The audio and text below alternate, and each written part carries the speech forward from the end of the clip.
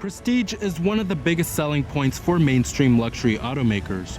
If the brand simply doesn't have a strong reputation or the prestige to back up its products, the vehicles are much more difficult to sell. As a subdivision of the Hyundai Motor Company, the Genesis marque is only in its second year. However, Hyundai has already been experimenting with luxury vehicles, having the Genesis name since 2009. The formerly known Hyundai Genesis is now called the Genesis G80 and is the brand's mid-size luxury sedan. For 2018, the G80 gains wireless device charging and adaptive LED headlights, but most importantly, a new sport trim level debuts. With these new updates, does the G80 have what it takes to compete with more well-established vehicles in this class? Well, let's go ahead and find out and take a closer look at this all-new 2018 Genesis G80 Sport.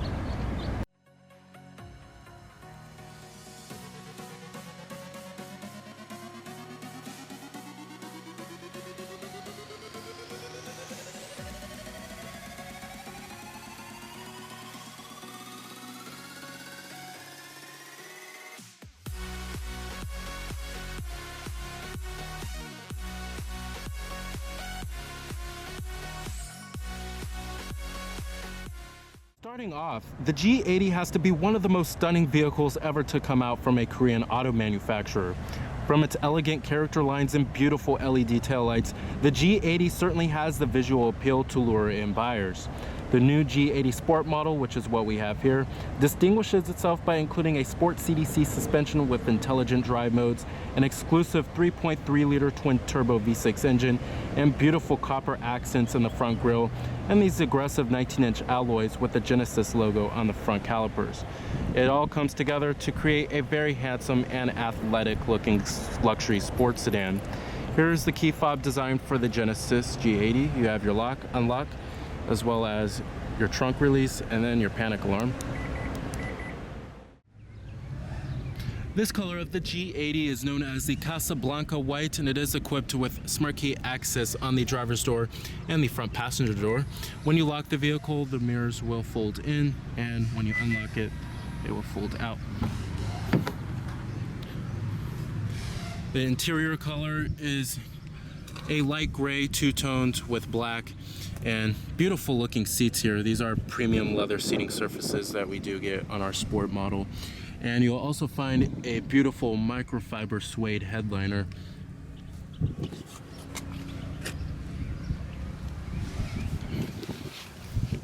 Stepping on inside of the G80 here, definitely a stunning looking interior design, very modern. And I really love just the two-tone color with the light gray and the black. And then we also do have this gold accenting that you'll find throughout the whole interior, which does match the copper front grille as well as the wheels too, which is pretty cool. And you'll also find, like I said earlier, wireless device charging, which is a new feature for 2018. But definitely a pretty opulent interior, and I absolutely love the suede headliner. You do have push button ignition. Just put your foot on the brake and hit the button to start.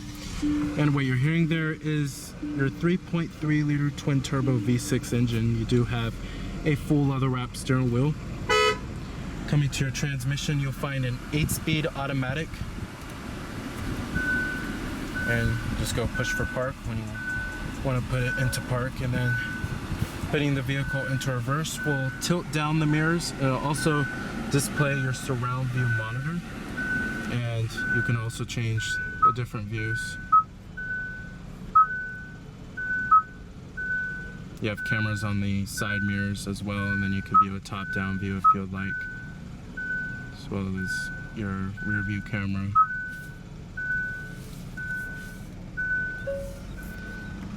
Now let's go ahead and turn on the hazards. Go and check out the exterior of the G80. All windows are also fully automatic. Pop up the hood and check out the engine bay. This body style of the G80 has been out since the 2015 model year. However, it was called the Hyundai Genesis before it was called the Genesis G80. We do have LED side turn signal indicators with heated exterior mirrors and blind spot detection. And like I said, you have cameras on the side mirrors right here. 19-inch sport alloy wheels. that are exclusive to the sport model of the G80. Up front here you'll find LED headlights and LED daytime running lights, as well as LED turn signal indicators. And we have your front parking sensors.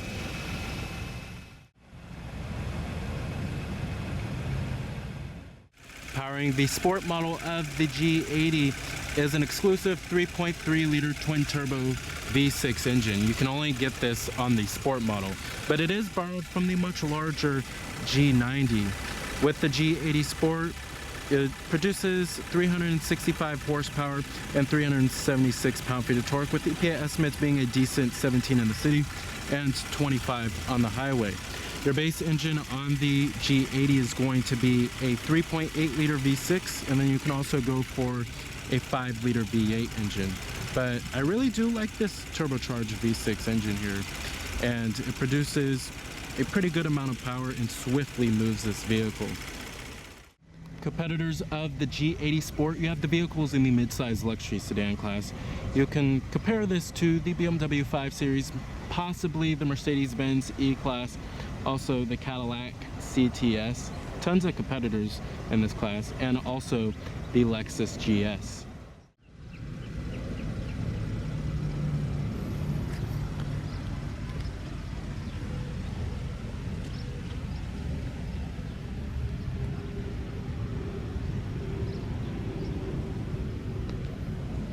You also have LED taillights with LED turn signals and quad exhaust tips, which look fantastic, as well as rear parking sensors. EPA estimates, like I said, 17 in the city and 25 on the highway. Total vehicle price for our particular model is $56,395, and the final assembly point for this vehicle is in Ulsan, Korea. And of course, we still do get the 10-year, 100,000-mile powertrain warranty.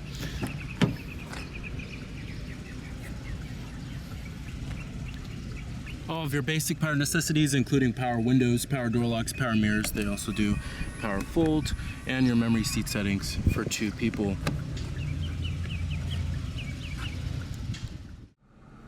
Interior fit and finish in the G80 here is pretty good, especially given the price point of the vehicle.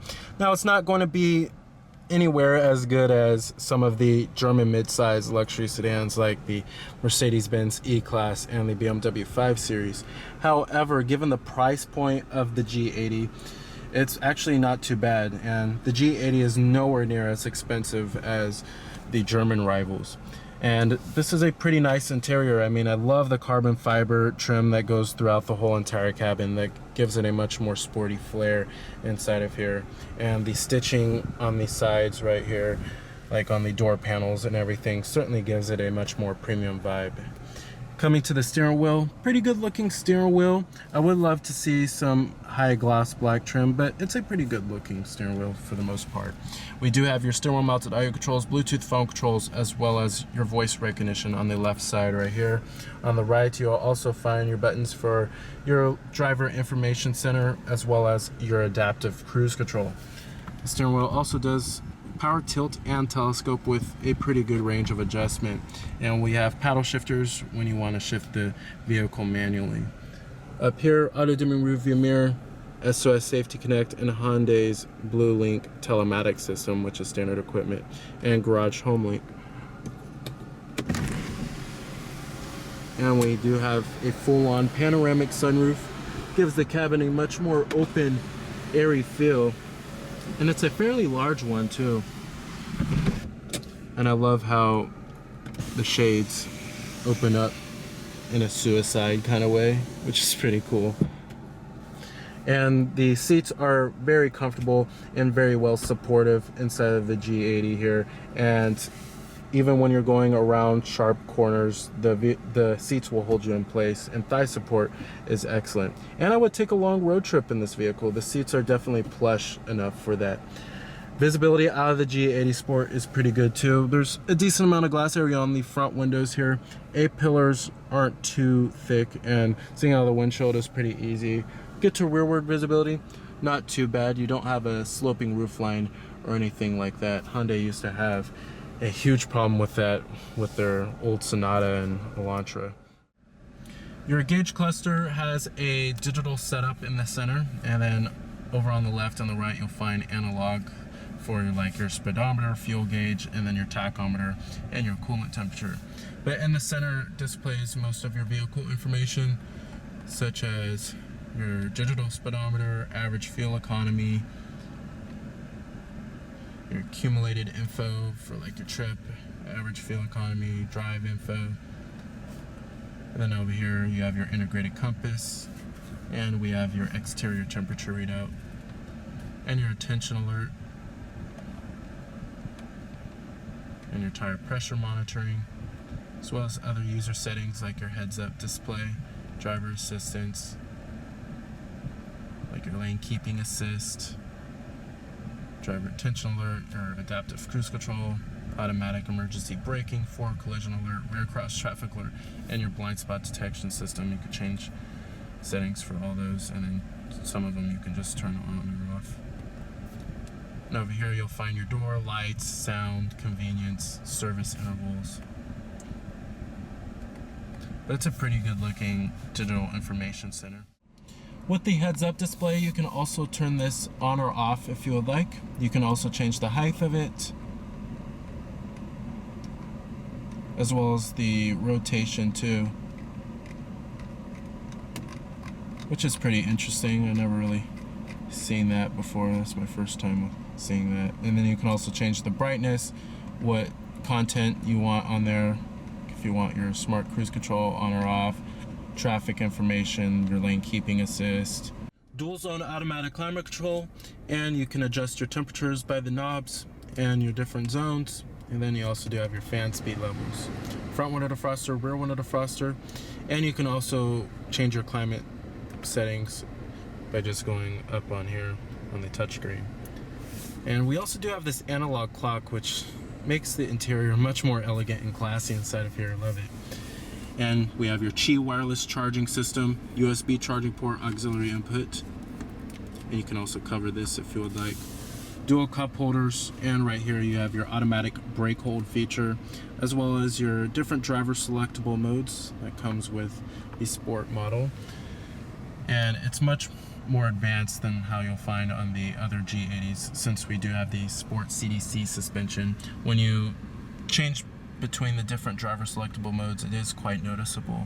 You do have your normal, eco, which is your most fuel efficient setting, and then the sport mode. And it does change the throttle response, and it does tighten up the steering quite a bit. We do have 3-staged heated and ventilated front seats for the driver and the front passenger. And then you can also have your main controller for the infotainment system. We have a 9.2-inch colored touchscreen here with high definition display. And this is your home screen right here, and basically you could just select between your different menus by touching on the different menus, or you could select with the dial right here. But coming to your different audio sources, you do have all of the norm here: AM, FM, XM satellite radio. We also do have iTunes tagging, and I love the back button down here, which is very convenient and going in between different menus. And your external media devices do include your USB with iPod integration, Bluetooth streaming audio, auxiliary input, all that good stuff. Coming to your navigation, you do have your map right here, and you have your live traffic, shows you your points of interest. You can enter in your destination by voice. However, you won't find the fingerprint recognition like how you'll find on the BMWs, Audis, and the Mercedes. You won't find where you can enter in the destination by just writing in the numbers or the letters, which is pretty disappointing. But this is still an okay system. It does what it needs to do, but the German luxury automakers have far more advanced maps as well as navigation systems, and you'll find 3D rendering of buildings on those systems. But like I said, those vehicles are much more expensive. We do have your Series XM data, which shows you your live weather. You could change the location if you would like, live traffic, fuel prices, you could view those, stocks, sports, movie times. And with your Blue Link, you can actually view your driving info You can send the car with Google, view your vehicle diagnostics, download apps, and then you have your Blue Link settings, but you do have to have a subscription for that. Then we have your phone projection feature, which is for your Apple CarPlay and Android Auto. Many vehicles are starting to include that nowadays. When you go to your phone, you can hook up your Bluetooth phone, have all of your contacts stored in here, and have an integrated dial pad. And then over here, we'll find your setup for pretty much everything, such as your navigation. You could change the general information, like you could change the units from miles to kilometers, display, like the brightness, contrast, and then when you go to sound, you can adjust your sound settings like the treble, mid-range bass, your balance and fader. And then you also do have a Lexicon premium audio sound system in this vehicle.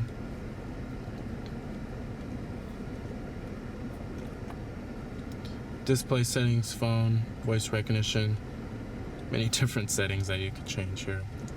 But overall, you will find that this head unit is really easy to use, especially given the dial and then the buttons surrounding it makes it much easier to use. However, I would love to see fingerprint recognition in the future, like how you'll find on other luxury automakers, as well as 3D rendering of buildings on the map and just better map quality and more advanced head unit. In the G80 Sport, in terms of the way this vehicle drives, you'll notice that when driving the vehicle, there's never any need for more power, and the 3.8 liter twin turbo V6 never lacks power and is pretty good when it comes to acceleration and is quite impressive. The 8-speed automatic is also fairly refined too, never hesitates to shift and never jerks or anything like that, how like you'll find in some other transmissions like in the Cadillac CTS. But the G80 here, even with the standard 3.8 liter V6 that doesn't come on the Sport model, really is enough power for this vehicle and should satisfy most consumers. But with this twin turbo V6, you certainly can have some fun with this vehicle. And the different driver selectable modes makes the drive even much more enjoyable. And like I said, you have your normal, eco, and your sport. The sport really does tighten up the steering with the CDC suspension, and then also it changes the throttle response and makes it much more engaging to drive. What you will notice, however, in the G80 Sport is that the ride is quite firm, and you will notice that it isn't as cushy as like how you'll find in some other rivals. And many vehicles in this class are starting to go a little on the softer side, like BMW's 5 Series. That's a pretty smooth riding vehicle now, as well as the Mercedes-Benz E-Class. If you're looking for a smooth riding vehicle, you really won't find that in the G80 Sport. It's not jarring or anything, but it's not going to be cushy and plush or soft. But I mean, the G80 Sport, that's not really what it's intended for either. But you will notice that this vehicle, if you're looking for good acceleration and okay handling, the G80 Sport should certainly satisfy. But it doesn't really have super precise steering like how you'll find in some other vehicles, but it is okay when it comes to handling. Alright, let's go and check out the rest of the G80 Sport. Let's go and check out the rear seats as well as the trunk. Interior quality does follow through in the rear, and you'll find manual rear sunshades back here. And we also do have rear adjustable headrests for all 3 seats.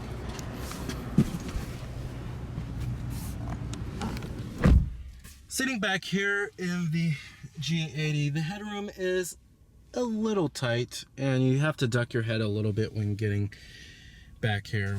But you do have dual map pockets, rear air vents, dual cup holders, and heated rear seats, which are 3-stage, as well as your power rear sunshade button. And you also find the ski trunk pass-through. The seats back here are also fairly comfortable and supportive, just like the front ones. Legroom isn't too bad either, but you won't find an abundance of it, but it is definitely livable. All right. You also do have a foot-activated smart trunk.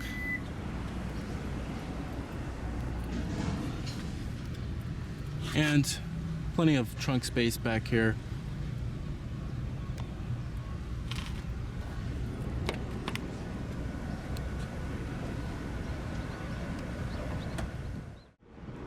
So the 2018 Genesis G80 remains a compelling choice among midsize luxury sedans with its attractive price, its intuitive technology, as well as its handsome and aggressive styling. So remember that this is Cameron Birch from Cameron's Car Reviews.